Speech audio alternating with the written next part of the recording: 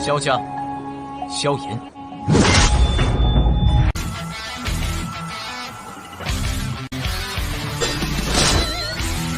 指缝中的光点燃了梦魇，站在天端俯瞰着世界无边无边。 Selamat datang di channel hiburan netizen. Mari kita lanjutkan part berikutnya dari cerita novel Donghua Battle Through the Heavens. Ini hanyalah full spoiler. Tanpa banyak kata demi menghemat kuota, segera kita mulai isi ceritanya. Xiao Yan mengulurkan tangannya dan menarik Ziyan yang tampak bersemangat di belakangnya saat dia mempelajari gua di belakang dinding batu. Setelah itu matanya membuat kontak dengan dokter peri kecil, Su Qian, dan Xiao Li. Dou Qi dalam tubuh mereka diam-diam beredar. Hanya kemudian mereka perlahan-lahan berjalan ke lubang yang telah dibuat paksa oleh Ziyan. Mereka perlahan berjalan masuk. Mereka sangat berhati-hati ketika mereka menempatkan setiap langkah karena mereka tidak menyadari apa yang tersembunyi di sini. Mereka berjalan melewati terowongan kecil sebelum akhirnya berhenti di dalam gua beberapa saat kemudian. Berdiri di tempat ini, mereka samar-samar dapat melihat cahaya yang dipancarkan dari dalam gua. Beberapa gambar binatang ajaib hadir di dinding batu di sekitar gua. Dalam sekejap mereka tampak memiliki aura yang keras dan ganas. Namun penghadangan semacam ini sama sekali tidak berguna melawan kelompok Xiao Yan. Su Qian berjalan di depan. Di antara mereka semua, dia menyimpan sebagian besar kekuatannya. Dia tidak menghabiskan banyak kekuatan saat berurusan dengan Ying Shan tua. Itu paling aman untuk membuatnya berada di depan sambil menjelajahi gua ini di mana mereka tidak tahu tentang kemungkinan jebakan. Di dalam gua ada tangga batu yang panjang. Tangga batu meluas ke kegelapan samar di bawah di mana seseorang mengalami kesulitan melihat.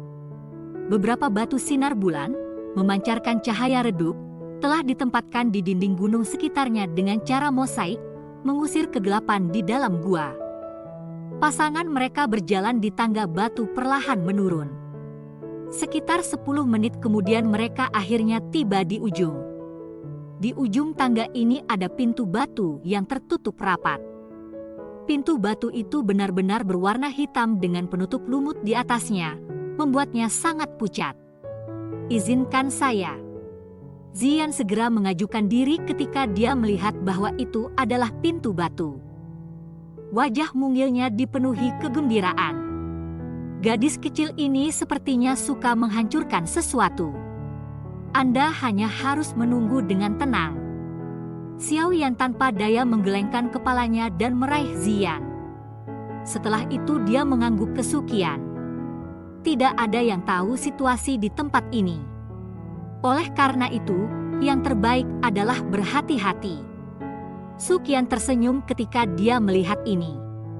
Tangannya yang keriput perlahan-lahan menekan pintu batu. Setelah itu, ekspresi di matanya menjadi buritan. Sebuah Dou Qi yang agung yang cukup untuk menghancurkan gunung dan mematahkan bebatuan melonjak keluar dari lengannya dengan cara yang seperti kilat. Setelah itu, ia dengan kasar menghantam pintu batu dengan suara yang sangat keras. Potongan-potongan batu terbang ke segala arah dan pintu batu itu langsung tertutup oleh garis-garis retakan. Pintu itu tiba-tiba runtuh. Cahaya yang menyilaukan tiba-tiba keluar. Mata semua orang menyipit secara naluriah ketika cahaya yang kuat muncul.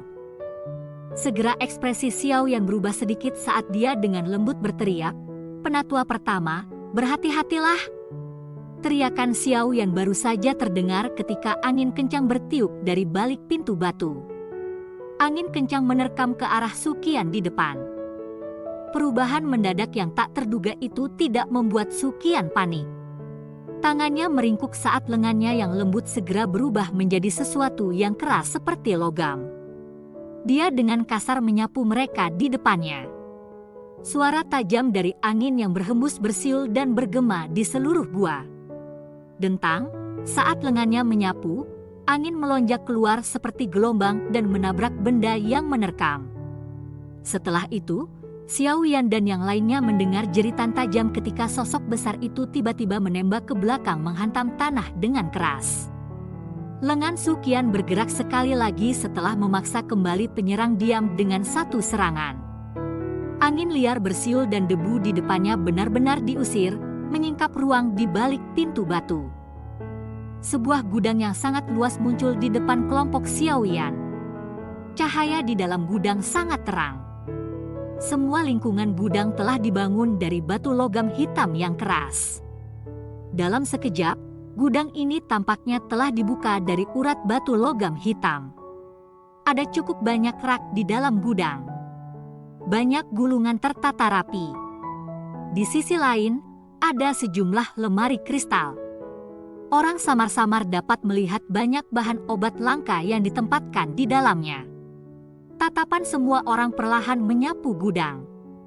Segera tatapan mereka berhenti di binatang ajaib raksasa berbentuk ular di tanah.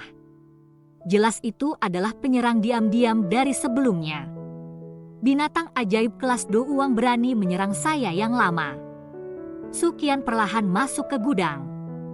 Dia melirik pada binatang ajaib yang telah menggulung dirinya sendiri. Itu menunjukkan lidah ular biadabnya kepada mereka. Ini seharusnya menjadi penjaga tempat ini.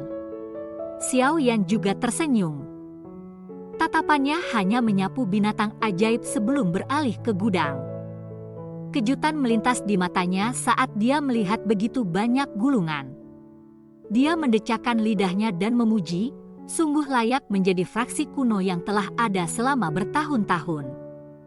Koleksi ini memang bagus. Ini semua diatur dalam hal kelas.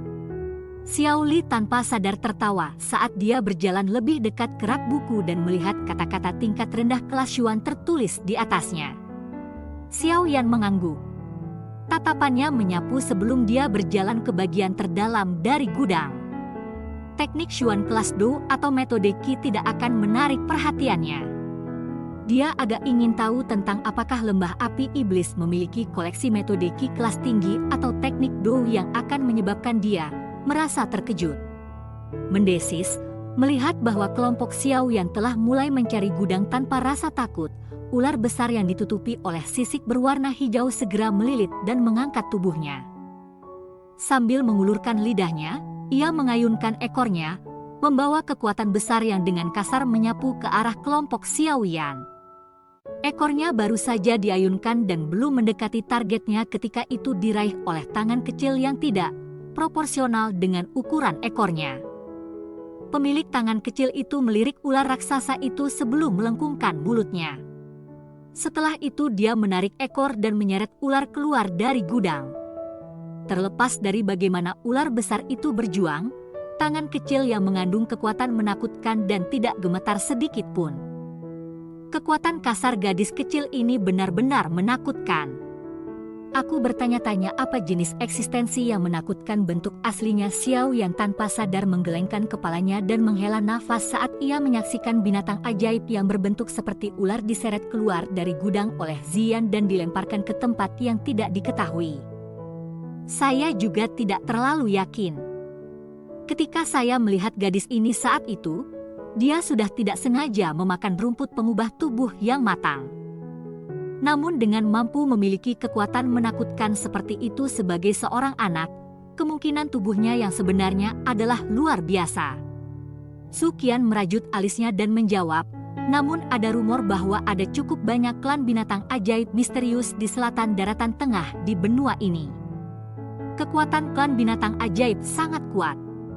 Seseorang mungkin dapat memperoleh sedikit informasi tentang bentuk nyata gadis kecil ini di sana. Klan binatang ajaib? Langkah kaki Xiao yang berhenti ketika dia mendengar nama yang agak asing ini. Di tempat-tempat itu, sebagian besar binatang ajaib hidup bersama seperti suku. Terlebih lagi, ketika mereka mencapai level tertentu, beberapa binatang ajaib, terutama binatang unik yang memiliki garis darah kuno, mendapatkan kecerdasan yang tidak kalah dengan manusia. Selain itu, mereka mampu berubah menjadi bentuk manusia. Menambahkan ini ke umur panjang mereka, kekuatan fondasi mereka secara alami cukup besar. Bahkan fraksi manusia biasa tidak akan berani menyinggung mereka. Tentu saja, ada. Suqian menatap Xiao Yan ketika dia berbicara sampai titik ini dan berkata, ada beberapa klan manusia yang memiliki warisan yang juga berasal dari zaman kuno. Langkah kaki Xiao Yan tiba-tiba berhenti. Sesaat kemudian dia diam-diam mengangguk. Dia tahu bahwa apa yang dikatakan Suqian sepertinya adalah jenis klan misterius yang mirip dengan yang ada di belakang Sun Er. Dataran Tengah adalah tempat paling menarik di benua Douqi.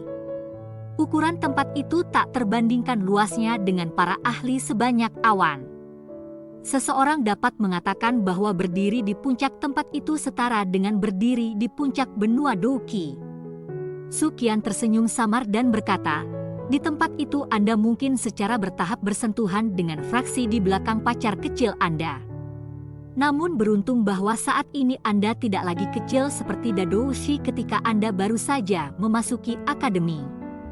Ada beberapa hal yang secara bertahap Anda miliki kekuatan untuk diperjuangkan. Namun Anda hanya mendapatkan kualifikasi untuk memperjuangkannya. Jika Anda ingin mencapai langkah itu di dalam hati Anda, kamu akan membutuhkan kekuatan yang lebih besar. Xiao Yan mengangguk dengan lembut. Tangannya perlahan membelai gulungan di depannya. Dia menghirup nafas dalam-dalam dan perlahan-lahan menekan badai di dalam hatinya. Namun wajah cantik itu seperti bunga teratai yang bermekaran di duniawi ini, diam-diam muncul. Wajah ini mengalami kesulitan, menghilang. Sun Er. Tangan di bawah lengan Xiao Yan tiba-tiba dikencangkan. Panas yang sulit disembunyikan juga naik di matanya. Dia ingat dengan jelas kata-kata yang Sun Er telah katakan padanya sebelum dia pergi. Sebelum mencapai kelas Douzong, dia tidak boleh melakukan kontak. Sepertinya dia khawatir tentang berbagai penghalang dari dalam klan ketika mereka bertemu. Douzong ya. Wajah muda mengungkapkan tekad di bawah cahaya. Dari cara dia melihatnya saat itu, seorang Douzong tampak sebagai level yang jauh dan tidak bisa dicapai. Sekarang, bagaimanapun itu dalam jangkauan. Tunggu saya. Pada saat itu, saya akan membiarkan semua orang di klan Anda tahu bahwa penglihatan Anda adalah yang terbaik. Xiao Yan dengan lembut bergumam di dalam hatinya. Matanya juga meledak menjadi ekspresi panas yang belum pernah dilihat, ambisi dan antisipasi. Yang disebut sampah dari klan Xiao akhirnya akan memberikan semua orang kejutan besar. Pada saat Xiao Yan menarik pikirannya, langkah kakinya juga berhenti. Dia sudah berjalan ke ujung gudang tanpa menyadarinya. Rak-rak di sampingnya tidak memiliki banyak gulungan seperti yang ada di depan. Sebaliknya hanya ada 4 kotak kayu kuno. Beberapa kotak kayu ini dibungkus dengan besi tempa dengan beberapa gambar kuno diukir pada mereka. Orang bisa mengatakan sekilas bahwa mereka bukan barang biasa. Lingkungan rak buku ini bukan tanpa perlindungan seperti rak buku lainnya. Ada penghalang cahaya samar di sekitar mereka, mengisolasi mereka. Energi padat samar-samar yang dipancarkan oleh penghalang cahaya yang menyebabkan kejutan memancar di mata Xiao Yan. Hal-hal yang baik memang perlu menjadi sedikit unik. Xiao Yan tidak terburu-buru untuk secara paksa merusak penghalang cahaya ini. Ketika pikiran ini melintas di hatinya, pandangannya perlahan menyapu rak buku dan segera berhenti pada 2 kata sederhana di atas rak buku. Kelas D. Senyum muncul di wajah Xiao Yan saat dia melihat 2 kata ini. Sepertinya perjalanannya tidak sia-sia kali ini. Metode Qi kelas D dan teknik Dou adalah barang langka. Selain itu, agar mereka dapat ditempatkan dengan sangat berharga oleh setan tanah tua, sepertinya mereka bukan barang biasa. Cerita pun bersambung ke episode selanjutnya. Jangan lupa di like, komen, subscribe dan share-nya ya, biar tambah semangat dan konsisten, dan dapat membantu meningkatkan kultivasi Xiao Yan. Terima kasih.